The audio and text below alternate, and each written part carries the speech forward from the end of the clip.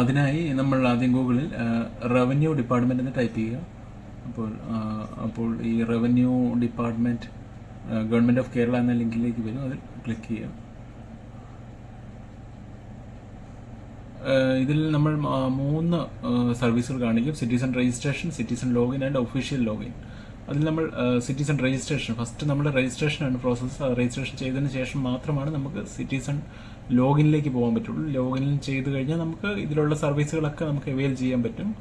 First നമ്മുടെ step എന്ന് പറഞ്ഞാൽ സിറ്റിസൺ രജിസ്ട്രേഷനാണ്. അപ്പോൾ നമ്മളിങ്ങനെ ഒരു വിൻഡോയിലോട്ട് എത്തും. ഈ കാണുന്ന വിൻഡോയിൽ നമ്മൾ നമ്മളുടെ പേര് and complete full address and house name, everything, pin code and mobile number ഇത്രയും കൊടുത്ത് നമുക്കിത് പ്രൊസീഡ് ചെയ്യാവുന്നതാണ്.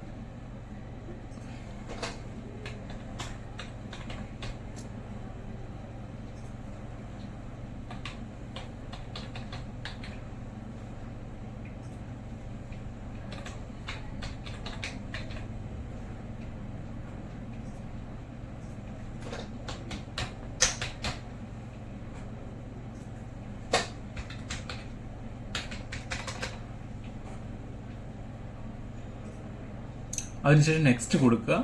ഇനി നമുക്ക് നമ്മുടെ യൂസർ നെയിം ക്രിയേറ്റ് ചെയ്യാനുള്ള ടൈമാണ്. ഇവിടെ നമുക്ക് ഇഷ്ടമുള്ള യൂസർ ഐ ഡി നമ്മൾ സെലക്ട് ചെയ്ത് നമുക്ക് കൊടുക്കാവുന്നതാണ്. നമുക്ക് ഓർമ്മയിൽ നിൽക്കുന്ന ഒരു യൂസർ ഐ ഡി കൊടുക്കുക. പാസ്വേഡും അതേപോലെ തന്നെ നമുക്ക് എപ്പോഴും ഓർമ്മയിൽ നിൽക്കുന്ന ഒരു പാസ്വേഡ് കൊടുക്കുക. അതിൽ നമ്പർ വേണം, ലെറ്റേഴ്സ് വേണം, ക്യാപിറ്റൽ ലെറ്റേഴ്സ് വേണം, എന്തെങ്കിലും സ്പെഷ്യൽ ക്യാരക്ടർ @ പോലെയുള്ളതോ എന്തെങ്കിലും സ്പെഷ്യൽ ക്യാരക്ടറും ഇതിൽ കൊടുക്കേണ്ടതുണ്ട്. ആ സെയിം പാസ്വേഡ് നിങ്ങൾ താഴേക്കും എൻ്റർ ചെയ്ത് കൊടുക്കാം. റീഎൻ്റർ.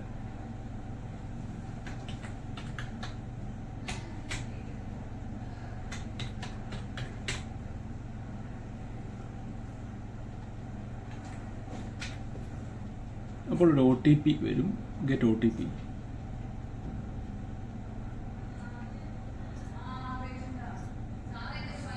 OTP ഇവിടെ എൻ്റർ ചെയ്ത് കൊടുക്കുക.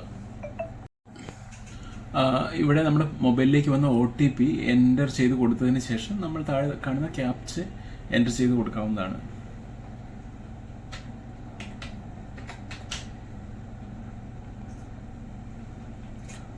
മിസ്റ്റേക്കുകളൊന്നും വരാത്ത രീതിയിൽ വേണം ചെയ്യാൻ.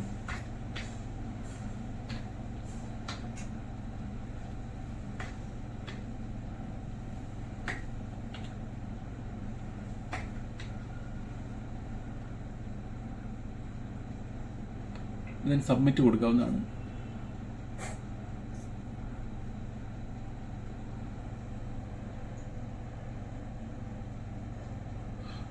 അപ്പോൾ നമുക്കിങ്ങനെ സൈറ്റിലോട്ട് എത്തിച്ചേരും. അതിൽ താഴെ നമുക്ക് കാണിക്കുന്നുണ്ട് യുവർ യൂസർ ക്രിയേറ്റഡ് സക്സസ്ഫുള്ളി. ഇനി നമുക്ക് സൈൻ ഇൻ ചെയ്യാവുന്നതാണ്. Login, sign in. ഇവിടെ